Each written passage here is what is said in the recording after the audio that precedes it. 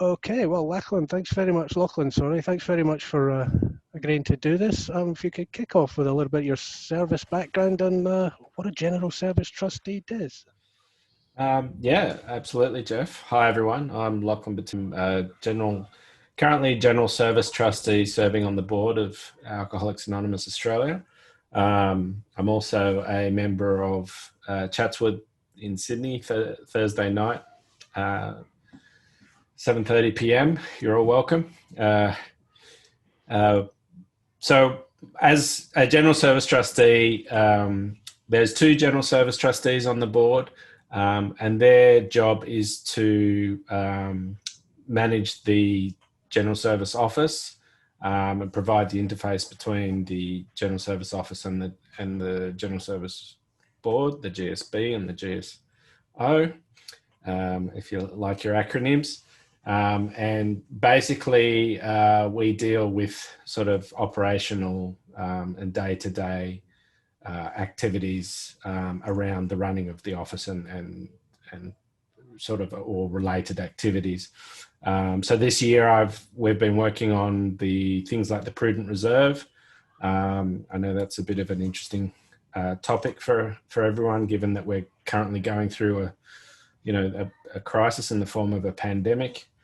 And how's that affecting AA? So we've had to look at how do we run our operation during this pandemic? And so, we have sat down with the office staff and most of them are in the high risk category for infection. So we had to basically put the office on minimal staffing and everyone worked from home. So there was a bit of work that we had to do around making sure that the office could still function while everyone was working from home. And being resilient AAs that we are, we managed to do it. And we've been, the General Service Office have all been working from home since April, I believe. And we're just sort of continuing to run for that for now until, the public health situation changes. So, sorry, that was just one example of things we get involved in. We also we designed and launched the National AA Literature Store because, physical meetings were closing and we needed a way for the central service officers to be able to order online. So we worked with a company and developed a new bookstore. And so now we've got people in remote areas or people who can't get to a central service office can order literature and the central service orders can order literature, essentially online too. So just to make it easy. So that's just another example of the type of work that the General Service Trustees do. Yeah, that sounds really interesting stuff and complicated and difficult, I'm sure. Has the fact that the staff of the office and all the board members presumably are not able to get together at all now and have to do it all online and on Zoom, how's that impacted not the effectiveness of the board, but the sort of the function and how difficult it's been to actually run as a board?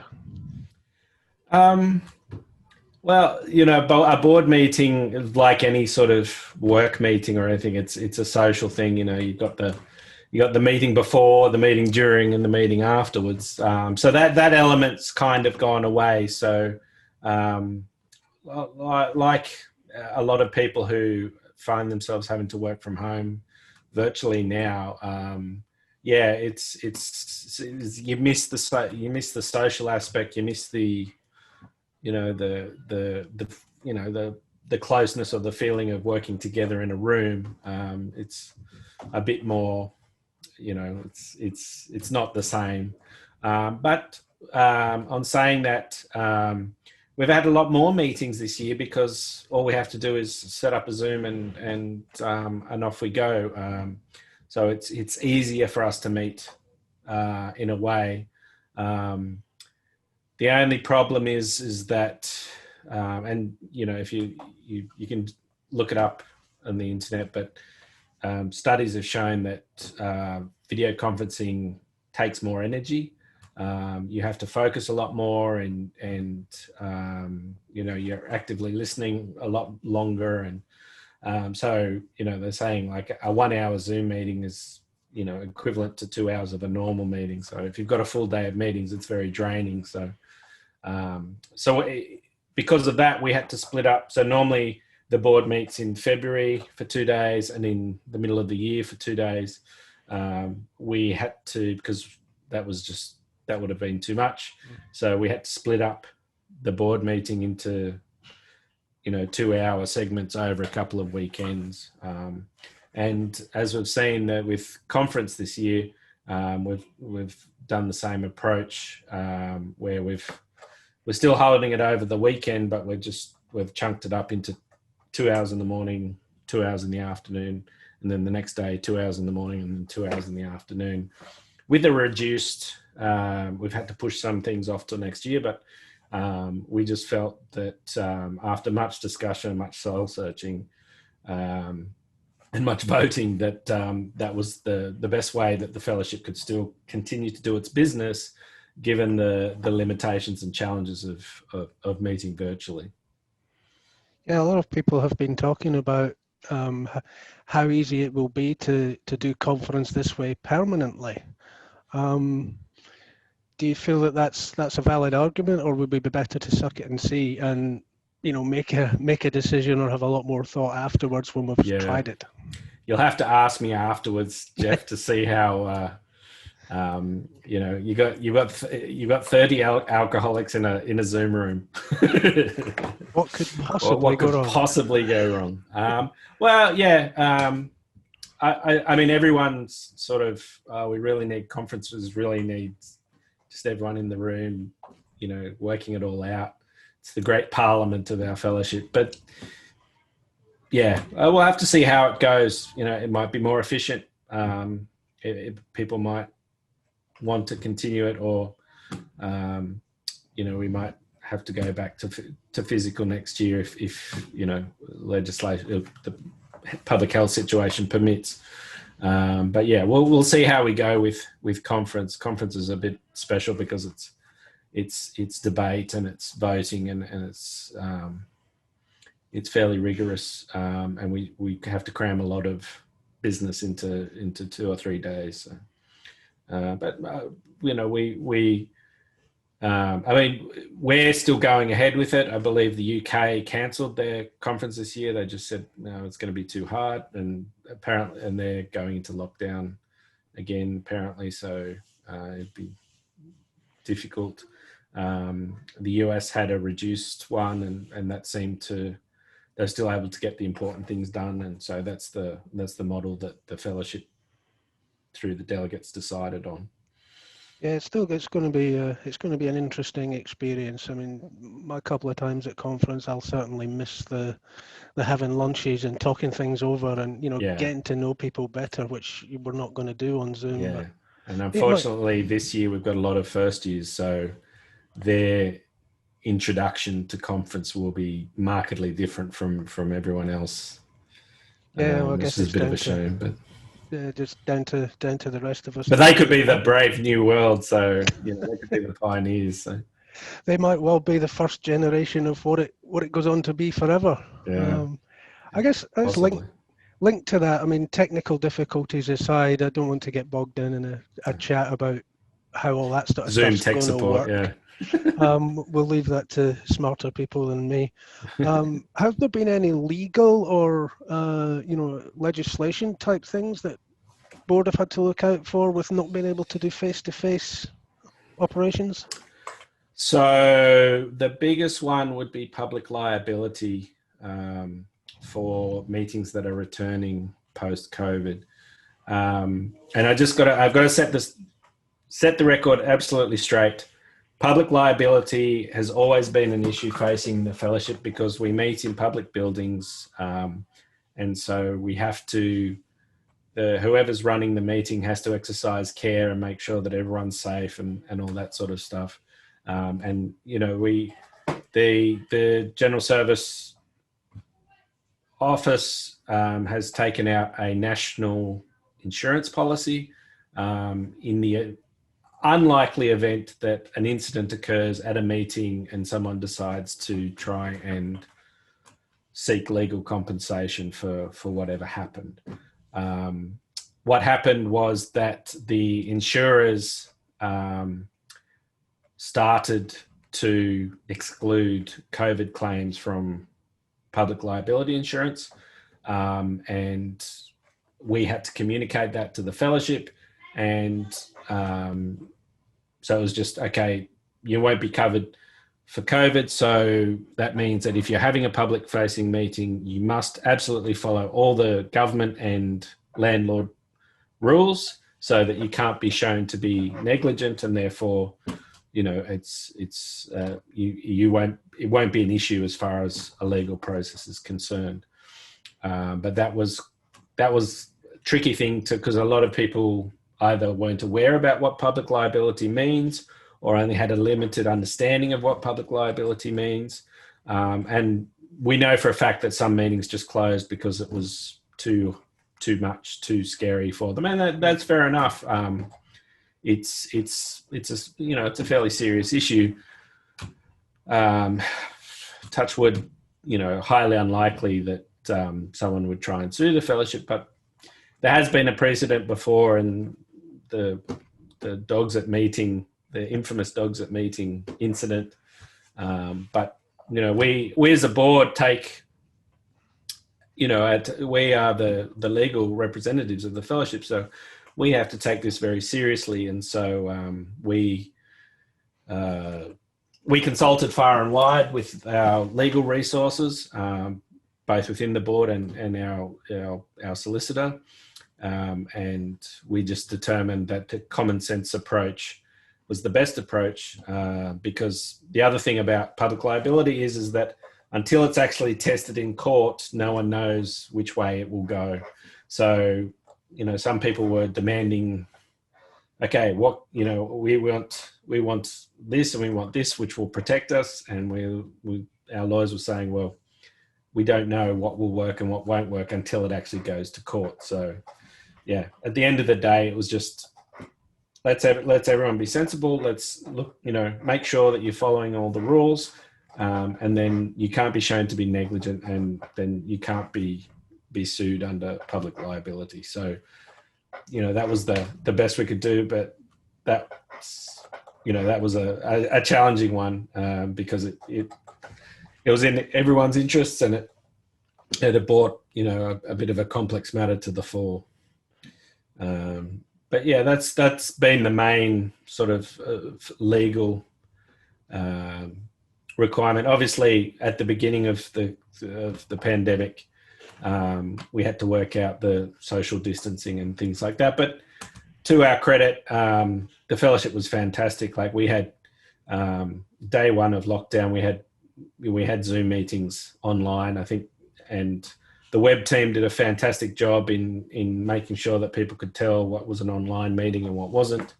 We worked closely as General Service Trustees. I worked closely with our web team, and David and the team did a lot of work around making sure that the fellowship knew how to access Zoom meetings. And, people who I never, ever, ever thought would use a computer, let alone access a Zoom meeting, popping up on Zoom meetings, and they got their technology friend to help them, and it was fantastic to see. I think it's universally accepted that Zoom meetings are not the same, but when you need a meeting, you need a meeting. So that was really good to see. Yeah, it was an amazing turnaround, and really astonishing how quickly a fellowship of people who are averse to change managed to deal with this. We had a discussion in our area about, should we maybe think about doing something to help people now that the meetings are closing. And before we finished the discussion, 3 meetings were on Zoom, and there were 70 by the following night, and it's just fabulous. So, it was fantastic. Yeah, absolutely. I think sometimes as a fellowship collectively, we don't give ourselves enough credit for just how incredible we can be now that we've turned our powers to good. Yeah, well, yeah, exactly. I'm one of my other role is I'm sort of like national technology and social media advisor because I'm a technologist. I work in IT, and I've been fighting for years, to get more online presence, to do all this online stuff. And then a pandemic comes along and then my wish list all gets ticked off within the year, and it all happens very quickly. So yes, I was very happy. The fellowship came screaming into the 21st century at full force. Yeah, I mean, it's got a lot of long-term implications, and some of them really, really exciting and interesting, and some of them, maybe we can do without those sorts of things. But aside from the literature sales and the donation changes with the finances of the fellowship, do you think there's anything particularly financially beneficial or indeed negative about switching to more online work and more technological work and Zoom meetings going forward? Yeah, I mean, broadly, literature sales are plummeting. We were heavily reliant on literature sales for money to do things, basically. But the fellowship we're becoming self-supporting. I think that our audited financial accounts for last financial year are just coming out, and the donations have increased dramatically, and that's been fantastic. And that's a really good news story. And we will, and Sharon and myself, the other general service trustee, we've got our plan for, okay, what, our prudent reserve, or our, how can we keep operating if money disappears? How can we keep spreading the message? How can we keep all the wheels turning? So that was the biggest fundamental shift, is, not relying on literature sales anymore and going to personal contributions. They've gone through that in the States and the UK and pretty much everywhere else as far as we can tell. So again, that's a positive change, is that, we're taking responsibility for our fellowship, and we realize that we're just bigger than just our meeting or, just our area. So that's been really good. From the board's perspective, our travel's down. Obviously, travel costs are down, which is, not huge because we didn't, we only had a couple of board meetings, but, it's significant. I think for groups, the biggest change is that instead of paying rent to someone, you're now paying for a Zoom license. So there's scope for, there can be a lot more meetings because you don't need a room. All you need is a Zoom account, and anyone can apply for a Zoom account. The negative of that is that there's no physical bucket going around anymore. But I've given a few talks now on the digital currency effects, what's happening to AA. My partner works for one of Australia's largest banks, and the banks are all on a get rid of currency, as in physical cash. There's a plan to get rid of physical cash. Everything's going to be, money is within the next couple of years is going to be 100%, cards, phones, online, but it'll be all digital. So it'll become harder and harder for groups to do the coins in the bucket. So what does that mean? It means bank accounts. That means groups need to be organised, or they need to, instead of taking donations themselves, send the donations to the general service office or your local CSO, or your area or your district, or whatever the group decides to support. So that's probably the biggest fundamental change at the grassroots level, is that coins and notes are disappearing, and we have to look at how we become self-supporting. And we put a donation page on the national website so that members can, you can donate easily directly into the organisation through that. You can even we need people to sign up for regular donations, so we've got a sort of a guaranteed operational funds stream of money, so that we can continue to do the 1-800 number. We can continue to sponsor countries less fortunate than ourselves, and keep the literature moving, keep the insurance policies, make sure that we're up to date with our agreements with New York, all the things that the office and the National Fellowship does, and keep supporting things like the conferences and the forums and all our activities that go on. Yeah, I mean that's been one thing that I've noticed. An awful lot more members are asking more questions about all that side of things. How does this work? How do I get involved? And for me, that's an absolute godsend. That's a real step forward. That participation's got to be the panacea for everything, I think, in our fellowship. And so yeah, it'll be really interesting to see. Service. Yeah, my recovery is a service-based recovery. Yeah, mine too. Absolutely. You just reminded me of one of my old service jobs there, of being treasurer and taking the large bag of monies down the bank on a Monday morning. The chink of all the coins. Bags of all the foreign currency and all that. Oh, thank God for those coin sorting machines. I rotated out before they came on. By about a week. Right. You did old school, yeah. Yeah. So piling them up on the dining room table. Yes. Do you have any concerns that the fellowship, it's already become like an accepted expression, Zoom meeting? Do you have any concerns that we're maybe being a little reliant on one particular platform? There's been a few questions posed about that, and there are other video conferencing platforms available. Yeah, look, my company switched to Zoom about a year before COVID hit, and I was just giving it to everyone who needed it because it is the easiest to use.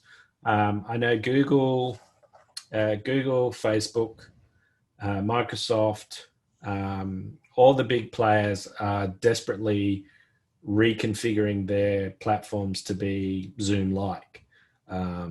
So shortly, you'll have a choice. But Zoom just went on the stock exchange, and it was a big success story because they got it right. Like it's my mum, God bless her, is she finds technology intimidating and hard, but she does her yoga classes on Zoom now, and it's like that would never have happened, but because of Zoom. Zoom's easy, but it's not. It's just our platform. There's no standard. There's no agreement. I believe in the US they signed up with what's called an enterprise agreement with Zoom, which they could give out because they got a bigger population. They have more funds. They were able to give people Zoom accounts. We couldn't do. I negotiated with Zoom, but we couldn't afford it. So it was just left up to the groups to sort it out. So if a group wants to use Google or Microsoft or one of the other platforms, go for it. Yeah, man, I think it's just there's a lot of support for Zoom, and Zoom's easy, so that's why everyone sort of went to it initially. But I'm sure over time, some people might have security concerns, and there might be a more secure one or a more one that you can control more.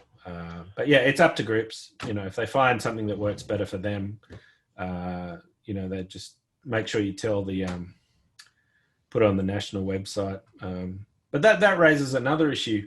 And there's a topic at conference this year around how does, if I'm running a virtual meeting that has no, it's not tied to an area or a district or anything, how does my voice get heard in the fellowship? So we have to look at having an area that's a virtual area.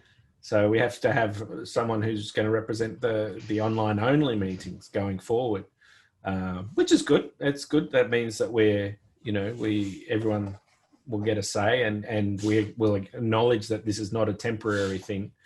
there definitely will be online only meetings going forward, as well as physical face-to-face ones. Because I think, some people love the fact that they can, 2 a.m. in the morning, they can hop onto a meeting in San Diego in America, or Bristol in the UK, or whatever it is. And the same thing for people overseas. They can hop onto Australian meetings during different time zones, and so that's a big bonus as well.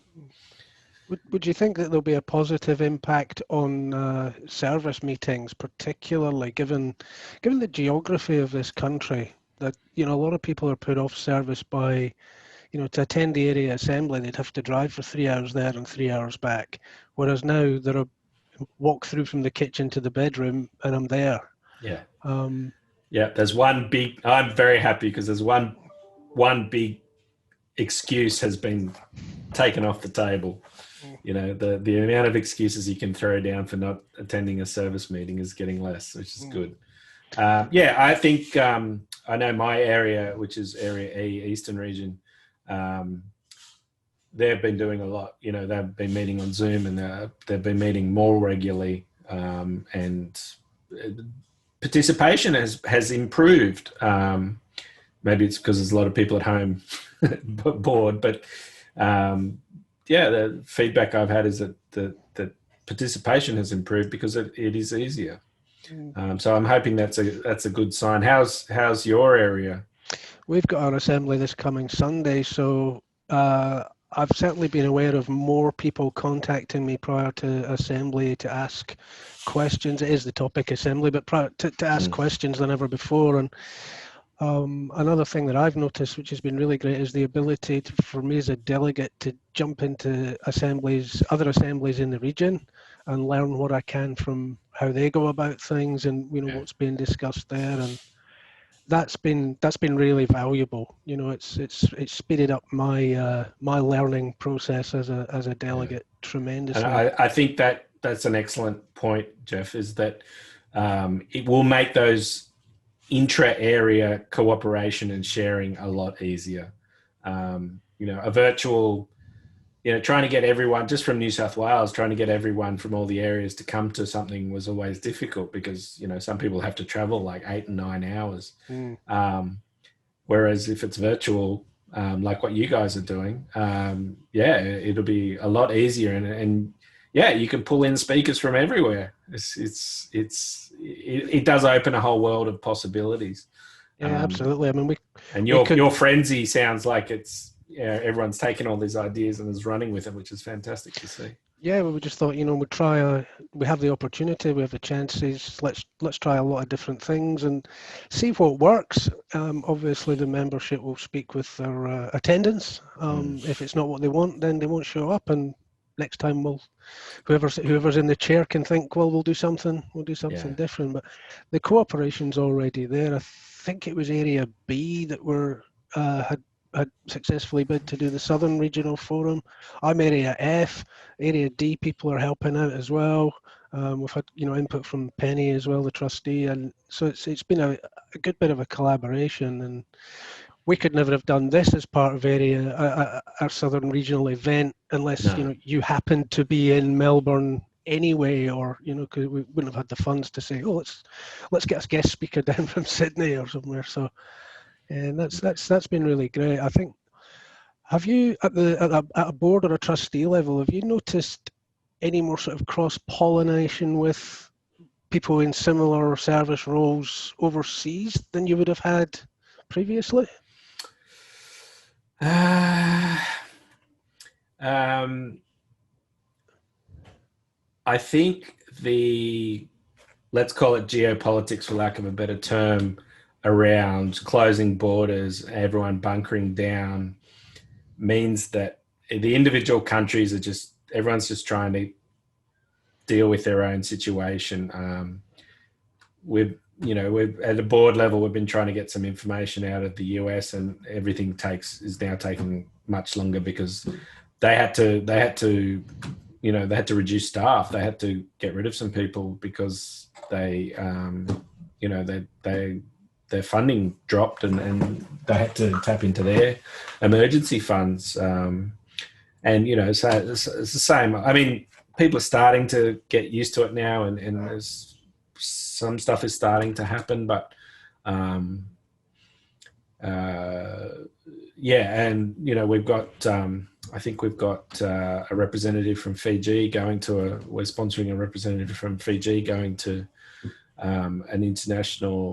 attending an international, not going to, because they're not flying anywhere, but they're going to attend international service online forum. And so we sponsored there because you've got to buy a ticket, which goes to helping countries that are less fortunate than ourselves develop their fellowship. So, so we're still doing what we can around that. But yeah, I think everyone's still trying to work out this new normal. So, what's happening in society is definitely happening in AA for sure. Yeah, that's a nice lead into the next thing I'd like to hear from you about. If you've any experience of hybrid meetings, I know that's becoming a bit of a buzzword. It seems to be the accepted expression. We had here in Melbourne, I think 3 weeks where people were starting to introduce that before we all got locked up again. But obviously elsewhere in the country, people are a bit more advanced with the changes. Have you any experience of that, either in a home group or in a service situation? Yeah, absolutely, Jeff. I do that. I do hybrid meetings in my job. We have people in the room, and we also have people online. And my home group trialed it when we sort of came out of lockdown, and we went back to a physical meeting. Some people who didn't feel comfortable coming to the physical meeting still wanted to attend. And we tried it with, people holding phones or a computer with a camera. It wasn't very good, and the people online didn't enjoy it, because when you're physically in a meeting, you're just talking to the people that are there. It's almost like you have to remind yourself they're online people. There, and the audio wasn't great, and unless someone was moving the phone or moving the camera to the speakers, it wasn't a good experience. And that's the feedback that I've had, is that the hybrid meetings, unless you have specialized technology, like you can get room cams, but they're expensive. Like it's probably, $1,000 or something. And that's sort of probably outside of the realm of most meetings, to do that sort of setup.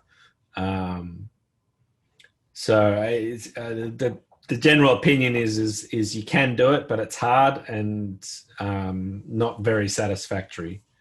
I have pictures of laptops on a lazy Susan here in the middle of the meetings and things. Yeah. But then, going back to what we said at the start, if it's what the fellowship needs and what the fellowship decides it wants, then I'm sure the fellowship will work out some really innovative and clever ways to make it work, so that we can be inclusive of everyone as we're supposed to be, and nobody left feeling a bit left out by being at home. Do you think there'd be any possibility, any role for hybrid meetings in a service situation for districts or areas, or dare I say even the board? Say you guys may be allowed to meet in Sydney, but the Melbourne or anywhere else trustees not allowed to fly in. Yeah, I think if anyone's restricted, we just stay with virtual, because it's easy and you can be all inclusive. The hybrid ones, the online people, their experience is not as good as the in place people. We talking to Andy, the chairman, Andy Pode. He's the South Australia Regional Trustee and also the chairman of the board. He's organising the convention for next year, for 2021, and they've met and they've discussed. They reviewed what happened in Toowoomba. They've talked to lots of people, and it's overwhelmingly hybrid convention is not going to happen. It's either you can come or we'll do the online thing. Again, it's difficult to make it work because you've got different rules for a physical meeting and a virtual meeting. You have to run it differently. You have to cater for different things. So I think it's either or at this stage. Yeah, unfortunately, but I think my limited experience and from what I've been hearing is I would tend to agree with you so far. But the Toowoomba National Convention I thought it was a phenomenally good event, given all the hardship that they had to go through to get that. I thought the way they did that was just fantastic. I thought I'll register, I'll tune in. If it's not any good, then it's never wasted what AA gets. But I thought after the first session, I thought, I can't wait for the morning. Yeah, no, definitely credit to Steve and his team in Toowoomba and Queensland. They had to pivot very quickly and come up with a completely different solution. And half the team left and was replaced because it was a different thing. And I think it was good. I think it gave the opportunity for people who'd never go to a convention to participate in one. That's always good. But it's not a replacement for the physical convention. You can't replace that with technology at the moment. So no. Again, it goes into the big bucket of we're making the best of a bad situation, and again, we're all doing it really well considering, we're a scrappy little organisation. Again, I don't think we give ourselves enough credit for just how well and how flexible and how adaptable we're collectively we are. We're very bad at communication. That's one thing, that's for sure. Yeah. Well, I was actually going to go into the other thing. Do you think the online experience is going to improve communication right throughout the fellowship? Absolutely, we're already seeing that.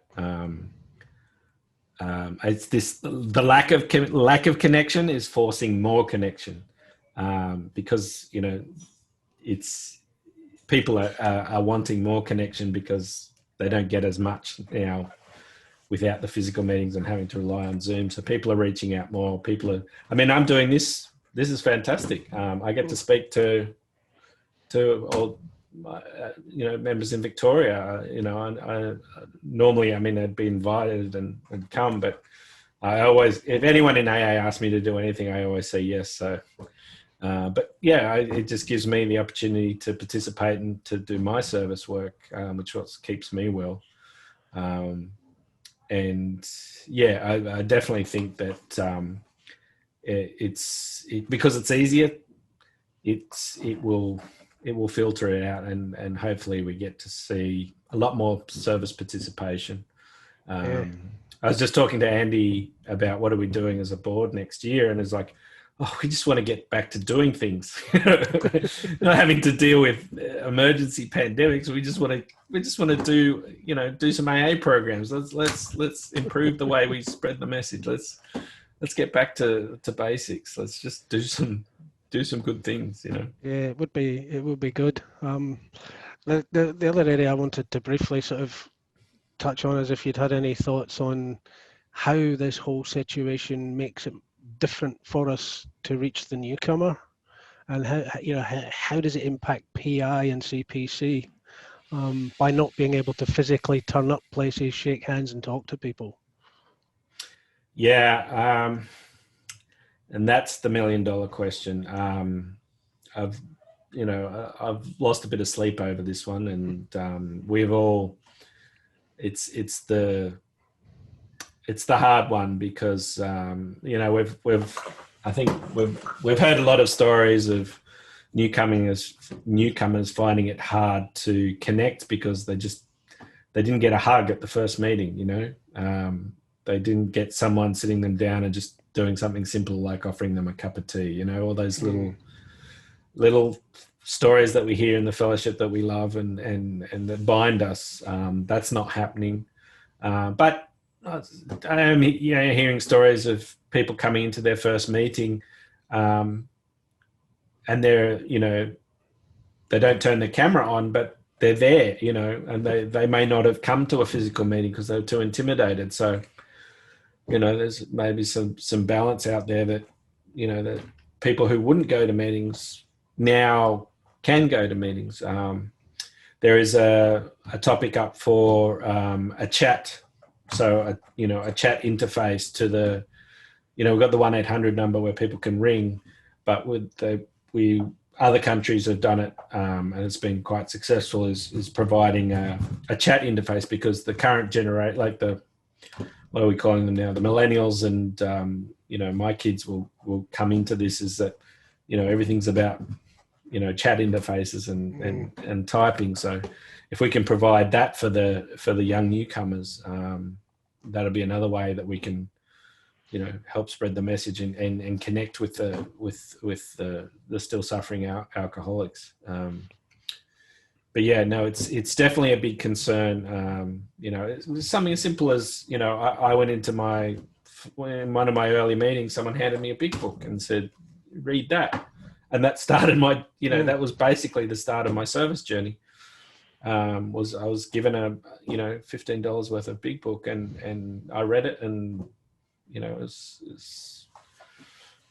changed my life. But yeah, now, it's like, okay, what do we do with online literature? There's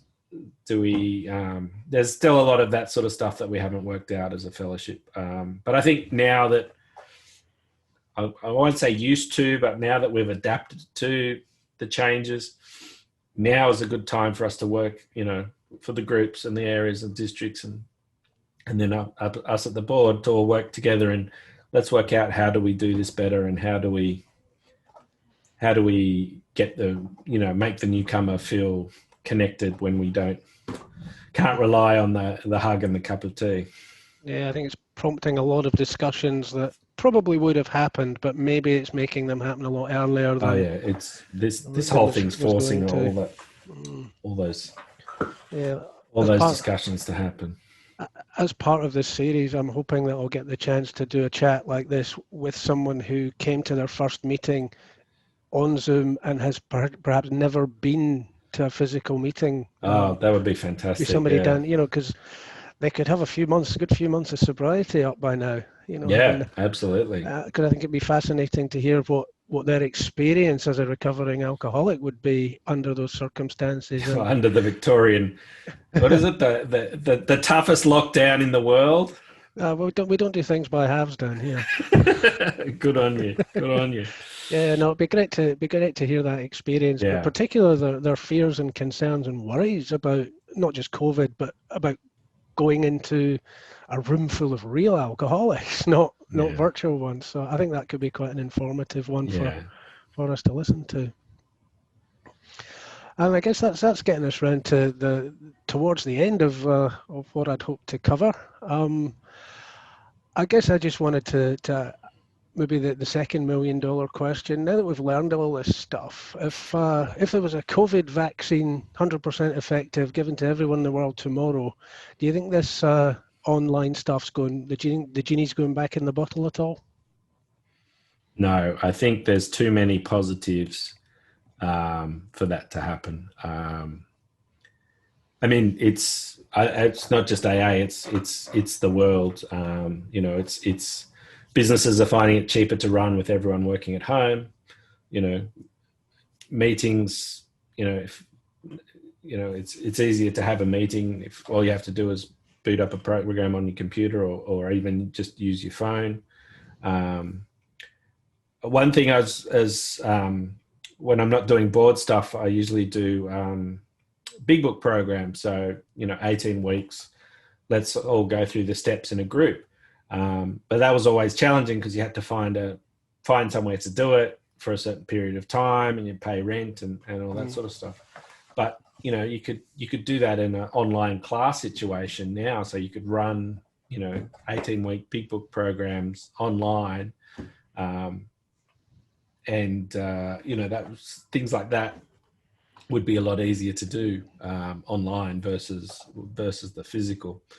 So I think there's too many positives for that genie to go back in the bottle, but I think maybe hopefully by the end of next year we have a stable situation where there is some sort of vaccine or preventative measure, and we're in a fantastic position of I can choose to go to a virtual meeting if I'm stuck somewhere, or I can go walk down to my local meeting and face to face. I think that'd be brilliant. I mean, it's happening now, but it's just, for everyone to have that richness of choice will just be fantastic. And the same for service. We're having a service workshop down at the hall. Great, I can go there. Or we're doing an inter-region workshop on PI programs. Yep. I can attend that because I don't have to go anywhere. I can do it from my computer. So yeah, I think we will definitely come out of this a lot better, with a lot more choices and a lot more, and everything being a lot easier to do service and to connect with our fellows and to do it in a safe way. So yes, I'm adopting a rosy long-term view, and short and medium terms are going to be still a bit bumpy, but the long-term view is much better for us and the fellowship. Yeah, that's my viewpoint as well.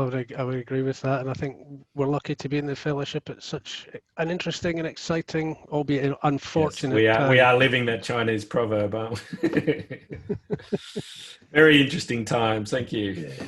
All right, so I'll conclude our formal part of our discussion there. Thank you so much for taking the time out. It's been fantastic chatting to you. Oh, absolutely, Jeff, and best of luck with the. You won't need luck. It'll be fantastic. It's you're doing a fantastic job.